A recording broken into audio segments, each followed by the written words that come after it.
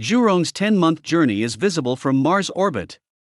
A NASA spacecraft orbiting Mars has spotted China's Zhurong rover down on the surface, providing an epic overview of the vehicle's travels through the red dirt.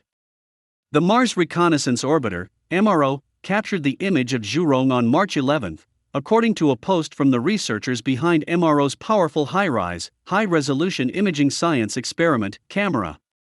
Despite MRO orbiting 179 miles, 288 kilometers, above, HiRISE managed to pick up the roughly 0.93 miles, 1.5 kilometers, of tracks that Zhurong has made journeying south since landing in May 2021, a cutout image with increased contrast shows. The photo shows that the rover visited the parachute and backshell that slowed Zhurong's descent through the thin Martian atmosphere, while also surveying surface features, including dunes. Zhurong is part of China's Tianwen-1 mission, which also includes an orbiter.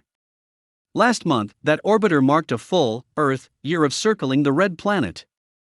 Zhurong stayed attached to the orbiter for several months before separating for its May 2021 touchdown. Image credit: NASA/JPL Caltech/U Arizona.